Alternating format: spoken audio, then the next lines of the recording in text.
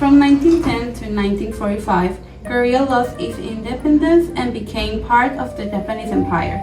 This period of colonization deeply changed the nation's economy, culture, and identity. In this video, we're going to analyze both Japan's and Korea's perspectives, exploring the causes, consequences, and struggles for independence, and of course, the legacy that remains today because of this. Japan's colonization of Korea was driven by its ambitions for political power, economic growth, and regional dominance in East Asia. After defeating China and Russia, Japan wanted to secure Korea as a strategic zone between the two.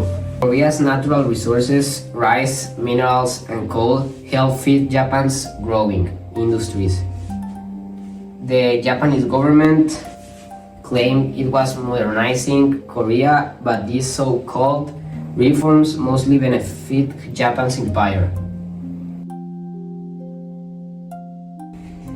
Japan replaced Korean officials with its own, censored the press, and forced students to learn Japanese instead of Korean.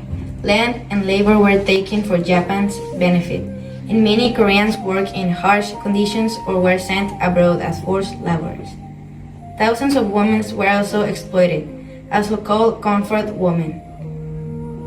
Even though Japan built railways and factories, these developments mainly served its own economic interests, leaving Koreans oppressed and impoverished.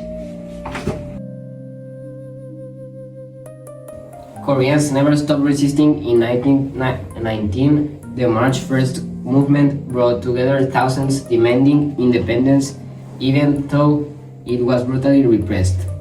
After Japan's defeat in World War II, Korea was finally liberated in 1945. But decades of exploitation has left deep divisions. Industrialization created inequality and political tensions contribute to Korea's later division into North and South.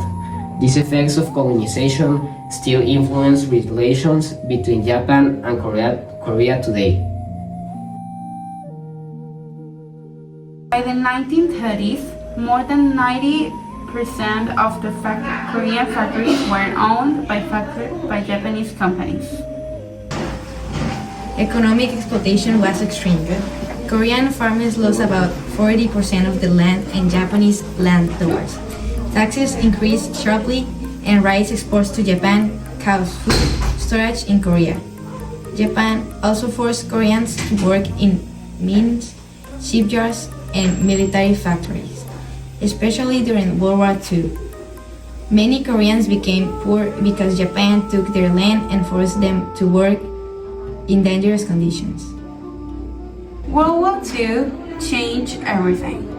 During World War II, Japan forced millions of Koreans into labor or the army. When Japan surrendered in August 1945, Korea was finally free, but it was quickly divided. The US occupied the South, the Soviet Union occupied the North.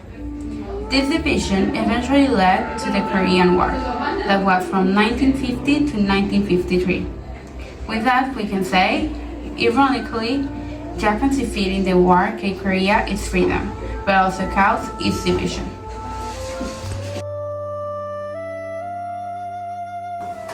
Reflecting on colonial history matters because it helps societies understand injustice and promote reconciliation.